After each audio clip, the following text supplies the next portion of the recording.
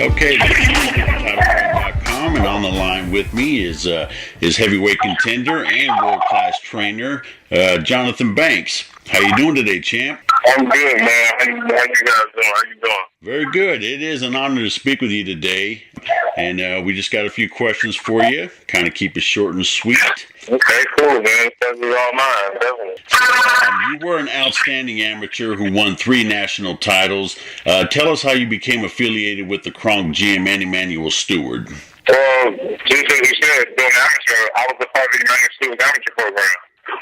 And I was a part of the crew that he took the amateurs out to different tournaments and stuff like that. And as we just continued to progress, you know, he told me, it's about 12, but it's like 15, 16 of us. And he told us all that we all work hard, continue, and have different things that he would give whoever continues to work hard after the group give a professional contract to. And out of all the ones that was there, I guess I just rose from the ashes to something there, because I'm the only one that had a contract from, a professional contract from. Oh. But, I've been with them for so I was with them for so long, and we got along instantly, and I don't know, it was like a father-son relationship from the get-go, man, because he was just an outstanding person. Yeah, absolutely. That must have been a great experience to, be that close with someone like you. Man, yes, it was an unbelievable experience, man, because I moved in the United's house when I was like 18 years old. And I was already with him for the traveling with him, but I moved in with him, then I'm traveling with him even more. So it was an unbelievable experience for me. So you are a world-class trainer as well as a fighter. Is there any difficulty transitioning from training fighters to actually fighting yourself? You know what? A lot of people thought, I didn't know what to expect when I was called to train. When Vladimir called me and asked me to be his coach, I didn't know what to expect. But the transition, it's almost it's a switch of mentality. It's like, are you doing an interview or are you getting it? It's different. It's a different mentality. And my brain switches like, okay, I'm not a coach, so I'm a fighter. Now it's time for me to listen. Then it's to the point where I'm not a fighter, I'm a coach. So now it's time for me to look, examine, and to explain what I need to be happening. Yeah, I bet it must be difficult because you got to wear 2 different hats that you got to switch back and forth to. So yeah, definitely. It's not really that. It's almost to the point. It's like you can drive the car, you can sit in the passenger side. Like you drive to a certain amount of time, then you get over and sit in the passenger side. It's actually that simple. It's not really difficult. It's pretty simple. All right, so you fought most of your career as a cruiserweight with a great deal of success. What made you decide to move up and become a heavyweight? My last 3 fights as a cruiserweight was the worst fights of my career because I was struggling to make weight. I didn't realize my body was still growing at the time. I'm just struggling to make weight. And I'm just finding myself in a fight. I'm just weak. I'm really weak in the fight. And after my first loss, I just said, you know what? I can't do this no more. Because I even told my brother after I fought Muhammad Ali. I was in the back. I said, listen, man, I don't want to know. He was a week before the fight. I don't want to pull out the fight, but I don't know if I can make weight because the IBF rules is if you make weight, you can't get over 10 pounds within the 24-hour period. And that means I can't eat yet. Because I can't gain over 10 pounds. I want to get the weight back. So that was the rule. I couldn't do that. So I told my brother, if I don't get the first round knockout, I'm done. I told him, I already knew that. If I don't get the first round knockout, I'm done. Because I had no energy, no nothing. I was so weak going into that fight. But I don't really talk about nothing like that because I take nothing away from Thomas Adamek. Did a very good job to get stuff to do to him. But yeah, so after that, I said, I can't fight cruiserweight anymore. I can't make 200. I can't perform at 200. So that's what made the transition to heavyweight because I was just too weak. My last 3 two-day fights, I was just very weak going into those fights, trying to make weight. Yeah, okay, so it's definitely time to move up. Your body had outgrown the cruiserweights at that time then. Okay. So how much did your boxing life change after knocking out Seth Mitchell, who at the time was the most highly regarded American heavyweight? Man, it changed completely, But you gotta understand that 1 month, that 1 month in me preparing for Templeton and not came out, I became the first active fighter to train the heavyweight champion of the world. And I lost one of the greatest mentors, father figures I ever had in my whole life, which is Jermaine Stewart. It's not that 1 month. So, everything in my whole life changed because I became a fan, because I lost Jermaine Stewart, and because I learned the privilege. That changed my entire life.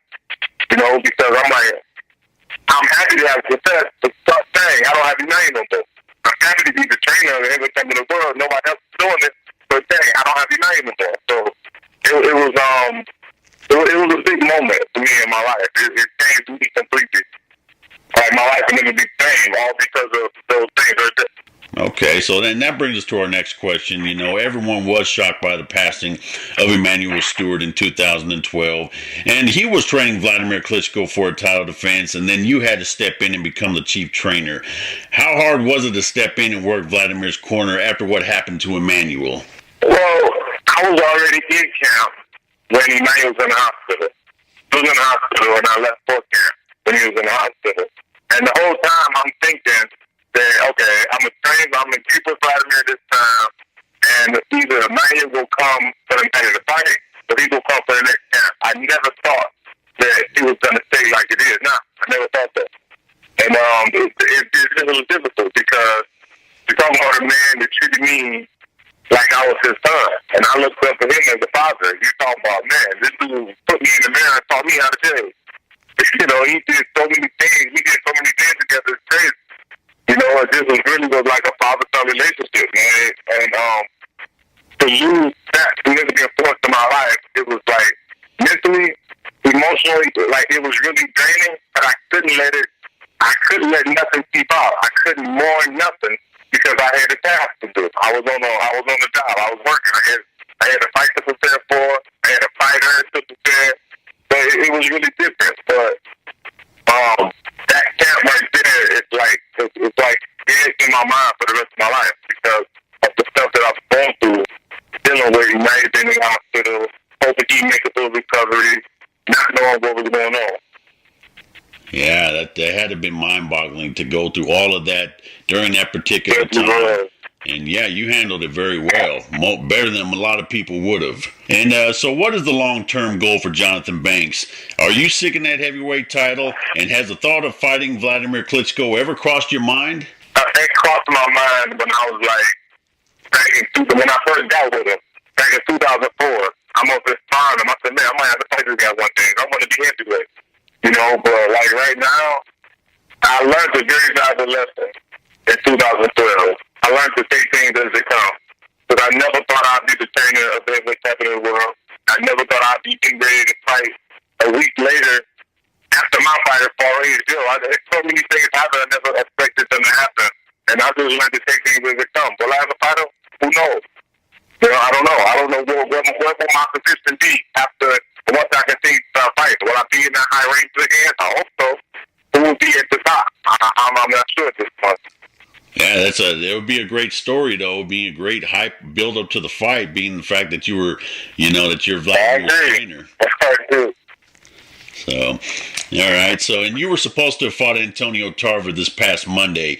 However, the fight was postponed or scrapped due to a Tarver injury. When should we expect you back in the ring? Man, ASAP, man. I'm trying to get back in there as soon as possible. I'm itching. I don't know, man. I want to get back in the ring. I'm looking forward to it. I'm still working out every day. I don't know when. I don't have a date right now. I wish I could give you a date right now, but I don't have one at the moment. But I want to get back in there ASAP, man. I can't wait. Yeah, because that would have ended a 15, 16-month layoff since you were last in the ring. So yeah. Yes. So yeah, no, I'm pretty sure you're anxious to get back in there. So very anxious to get back. So last question: what's going on with the Kronk Gym, and what should we expect in the future? From the Kronk. Well, right now the Kronk Gym is being developed to reopen. Hopefully, I want to say between October and December it should be reopening. And you should